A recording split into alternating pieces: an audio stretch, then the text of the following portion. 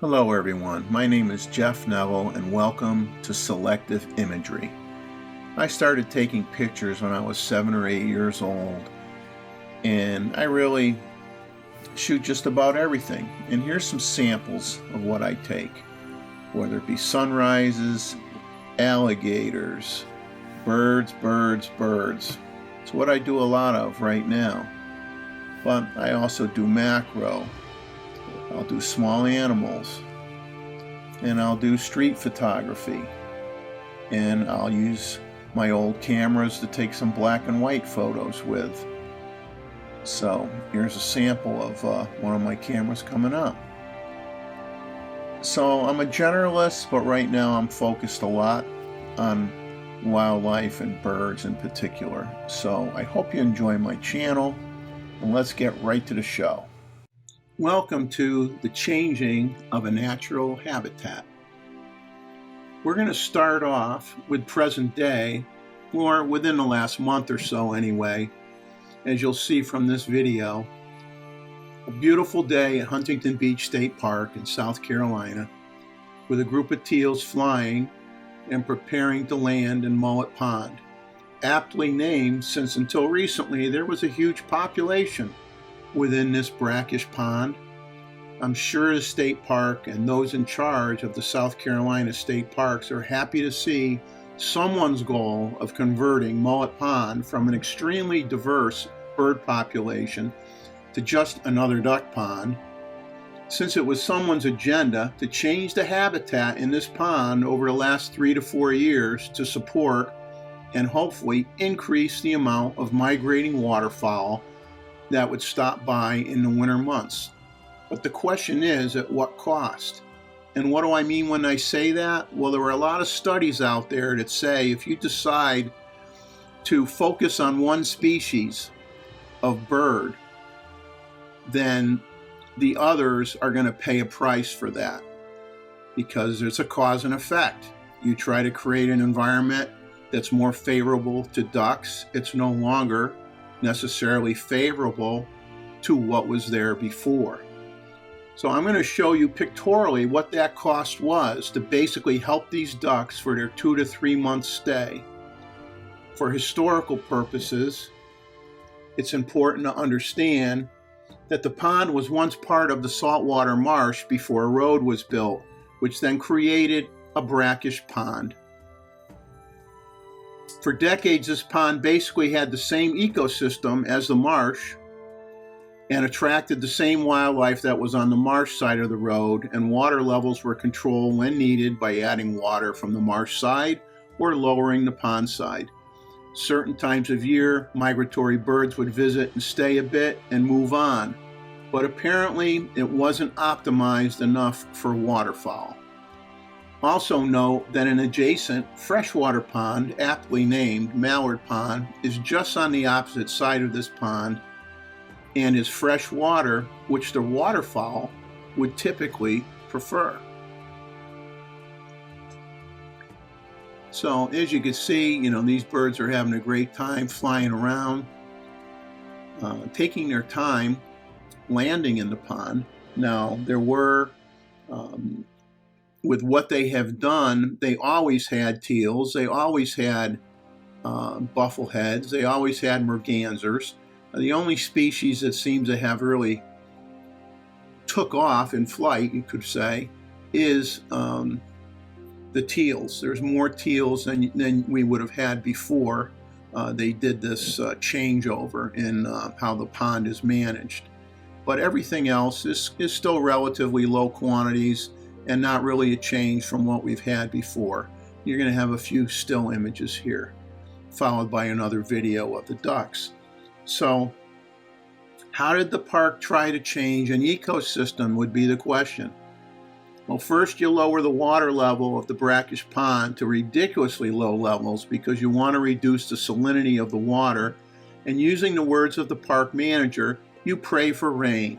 That was actually stated when she was interviewed by a news reporter. We hope for rain, I think is what she said then.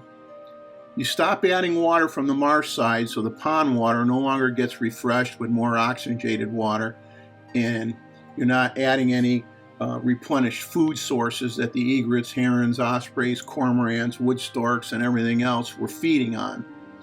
And after this video, you're going to see some pictures that are going to depict the extreme low water levels that we've had at the pond. So here's the examples of the extreme low water levels. Now, let's just say when the gators or the birds start feeding, when the water is this low, as you'll see in the upcoming pictures here, a few pictures, they basically get a grass salad with every meal since the vegetation is now exposed more to the sunlight and grows considerably. The pond at one time was very clear, and now it looks more like a swamp in some areas. And you can see in these pictures, how swampy it is near the embankments, and even out into the middle of the water, there's grasses everywhere. Over the last 3 to 4 years, we have had fish kill events, the worst being in the late August to mid-September timeframe of 2024. Dissolved oxygen levels below 2 parts per million cause a fish kill. Anything lower than 5 parts per million will cause problems. It starts with creatures that live close to the bottom, dying first, due to what's called hypoxia, basically oxygen deprivation, due to the low dissolved oxygen levels. So first you see eels becoming lethargic and easy prey, along with shrimp. I could actually see even the smallest shrimp floating near the top of the water, but the larger ones died off quicker. You will see this in the following images. And once you see a few of them that are dead or near dead floating near the top, you'll see how nature took advantage of that situation. So here you have a laughing gull going after a shrimp and a great blue heron with an eel. Normally that eel would be wrapped around its bill, fighting like heck. Here's a great egret taking off with one. And now we see it turn, carrying away a shrimp. Another shrimp, victim to a great egret. Another one with a shrimp in flight. Here's one with another eel, limp as can be. Here's the snowy egret munching on a shrimp. Unfortunately, as the days progress, it starts to affect the larger fish, especially the mullet. The mullet are seen surfacing at the water with their mouths agape, trying to gulp air, trying to survive, trying to make it another day. Taking these pictures and seeing this was a horrible thing to watch, and within 2 minutes of taking these images, the fish eventually died, went belly up, and sank to the bottom of the pond. I don't think any rangers saw any of this death and destruction. They were nowhere to be found. The tourists saw it, and eventually you got to see all of this. And believe me, people camping there saw it, people jogging on the causeway saw it, the photographers saw it and captured it, and it was all disgusting, extremely disgusting. But hey, I guess this was a natural event, huh? Even the crabs died. And up till now, you only saw a few fish here and there, but eventually they collected in certain parts of the park where most people didn't see them, but I did. And then to the victor comes the spoils. You either have weakened fish or dead fish, and of course, the birds take advantage. The great blue picks up this fish but puts it down. They don't like to eat dead fish. The ibis eating the crab had a dead fish in front of them. This wood stork had one that was weak. The rest of them that you see here, they were all decomposing, just at the bottom or floating near the top of the water. This is how things go. This is the cost of changing an ecosystem. Many of us in the photo community wrote letters to the park manager and the head of the state parks to complain about not letting in water from the marsh side, which would have had more oxygen in it. Okay. They refused. They did nothing. They ignored it. They were fine with what was going on, apparently. When I personally got the news media involved, they interviewed the park manager and myself. Unfortunately, the news media chose to just present the park's viewpoint for the most part. And the park management and the park manager actually tried to explain that fish kills are a naturally occurring event, which, yes, they can be naturally occurring. And she explained that, well, the fish died because the deepest part of the pond was only 8 inches deep, and therefore there was oxygen deprivation, and the fish died. It doesn't take a rocket scientist to figure that one out when you got 100+ degree temperatures in the August-September time frame and you got 8 inches of water in the pond. Pretty much everything's going to die. But then again, unfortunately, the reporter, who didn't read any of the research documentation that I offered to the news media weeks before the actual interview process occurred, should have been on her toes a little bit more and asked the question, well, isn't the water only 8 inches high because you made it that way? Funny how that was never asked. The park wants you to believe that the marsh was 8 inches deep, and that was like normal for that time of year. That pond could have been 4 feet deep if they wanted to let water in, but they didn't want to. Okay, they didn't want to ruin the buildup of plant life or disturb that, for the waterfowl in the wintertime. They didn't want the salt water to come in. That's why it didn't happen. Okay, and they allowed all this death of these fish and shrimp and eels and everything else to occur. And they didn't watch it. I didn't see one of them walking on the causeway during everything dying. Okay, a lot of other people saw it. But anyway, obviously the birds and the gators to some extent had a good gorging activity for a little while. Even the gators got tired of eating the dead fish. And they don't have to eat that often anyway. So one says, well, why should we care? Why do I care? Why am I bringing this up again? Okay. Because basically we have to ask ourselves, like I said earlier, when you decide to favor one species, waterfowl, there's going to be effects on what was there before. You've now seen the effects. Now one could say, well, won't they just feed on the marsh side? Yeah, but a lot of them will just leave. But you'll have some that'll stick around, and they'll eat on the marsh side. And of course, when the tide goes out, there's small pockets of water to have trapped fish, so that becomes an advantageous situation for birds that pick off the fish, usually small ones at that point that are left in that water.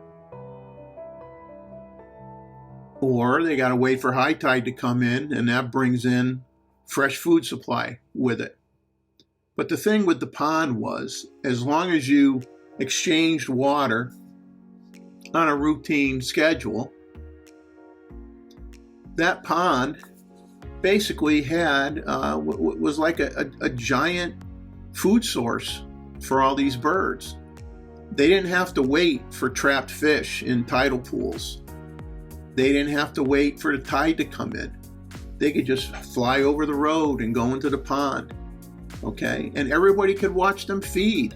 Everybody could watch them congregate. You had everything in there together, all sorts of species along with the gators, feeding, coexisting, and you had ospreys that could dive and get the fish. So now you don't have ospreys diving for fish in there when the water level's 8 inches deep. You kidding me? They're going to get stuck in the mud. They're not going to go diving in there. They're going to go out to the ocean, or they're going to go on the marsh side at high tide. Usually they're diving too far away for you to really see them get anything. And brown pelicans, well, they may show up, but they're going to be, if they show up, they're going to be on the marsh side for the most part. They'll float around maybe on the pond side, but brown pelicans strike from above. They hit the water hard. They try to stun the fish, and then they scoop them up in their mouth and they eat them. The white pelicans, they do a sewing machine routine with their heads. They don't dive bomb and hit the water. They land real nice into the water, and then they all get in a row, and they all start moving their heads up and down, and they try to get the fish that way. So their feeding routine is totally different than the brown pelicans. So we're not going to see many of them. We're not going to see many osprey. If they don't increase the water level, if they increase the water level, then maybe things will get better.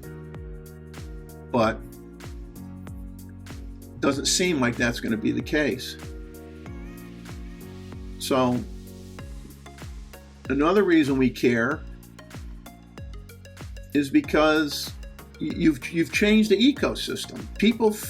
People came in to this area from hundreds and hundreds of miles away to get pictures of ospreys getting food, to watch the gators eating blue crabs. Okay, and that's an important question. Let's focus on the gators a little bit. Okay, the gators right now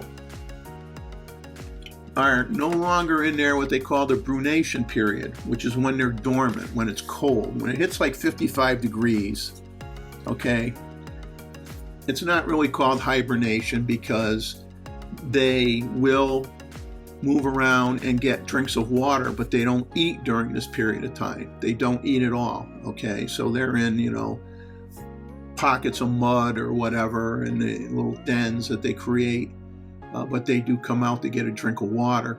They have to stay hydrated, but they don't eat, and most people don't see them during the winter months. Okay, there was even a documented event where they found an alligator frozen in a pond, but the gator was still alive. I mean, there were some that died, but lots of times they're still alive as long as their snouts poke a hole in the ice and their nostrils are sticking up in the air and they can breathe. They'll survive it most of the time. They're very hardy creatures. But, the thing is, like right now, we're not averaging 70 degrees by any means. It's, was in the high 30s today on the March 11th in the morning. Well, the gators may be out, they may be visible, but they're not eating yet. But when it hits 70 degrees, they're going to want to eat. So the question is, what are they going to eat? Because they come from Mallard Pond. That's where they are. That's where they rest. Okay, that's where they are at night. They cross the original road from the park and they go into the brackish water pond. Mallard Pond. Not Mallard Pond, I'm sorry. I'm losing my train of thought here. They go into the brackish water pond, okay? The mullet pond. And that's where they normally feed. And when times were good, they'd be eating, crab like crazy, fish like large flounder like crazy. And I'm going to show you pictures of how things were not too many years ago. I'll show you how it was. I'll show you what you're going to miss because of what the park has decided to do. So unless they go and they bring the food source back in by letting the water in from the marsh, those gators are going to be very, very stressed. Now, some of them would go up the embankment, cross the road, aka the causeway, go down the other side into the marsh, disappear for a while, go feed or whatever, eventually cross over the road again and go into the mullet pond. But that was some of them, not all of them. Okay? But if you really have no food source left in the pond, what are they going to eat? What are they going to eat? You're going to see more of them crossing the road. They're going to have to find a food source, right? What's the food source going to be? They're going to have to go to the marsh side. Okay, they've already had gators on the beach every once in a while. And of course, what's at the beach as well is people, right? So if you get rid of a major food source for them, and a lot more of them are going to go into the marsh and eventually find their way to the beaches, there's going to be more encounters with people. Is that a good thing? So what happens if that goes up? Do we as humans do what we typically do, especially if a person gets hurt? What do we do then? Well, obviously we do what we always do. We'll just kill all the gators. There won't be any gators at the park anymore. That could be a future cost of this deliberate change in the ecosystem. You never know. Time will tell. And it isn't going to take that long to find out, because before you know it, we're going to have 70-degree temperatures. And we're going to see what those gators are going to find for food. So I'm going to show you some more pictures, and then we'll end this. So here's basically what you're going to miss on the pond side if water isn't put back in along with food. Skimmers will have nothing to eat. Anhingas won't have anything to eat. Ospreys, hope you enjoyed them. You're not going to see them too often. If anything, you'll have to go to the beach area and see them getting fish off the ocean. Anhinga, well, they miss a few fish now and then. Cormorant. And while they could get fish on the marsh side, like I said, you got oyster beds in there. You got a lot less open real estate for them to get fish from than you do on the pond side, which doesn't have, grasses and mounds of grasses and mud and everything to get in the way. It was just other than one or two little islands, basically open water. So this is what you're going to miss. This is the trade-off. This is what you might not see anymore. Obviously here, the pelicans won't dive in the water depth you got now. Ospreys aren't going to dive in there. You're not going to get a fish, go sit on a dead tree, eat it, work on it. They're just going to fly away.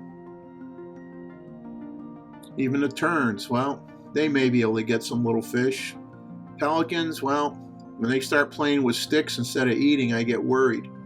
The gators, well, we'll see what if anything, they're going to find to eat if they don't bring food sources in there. You're going to have them eating little birds.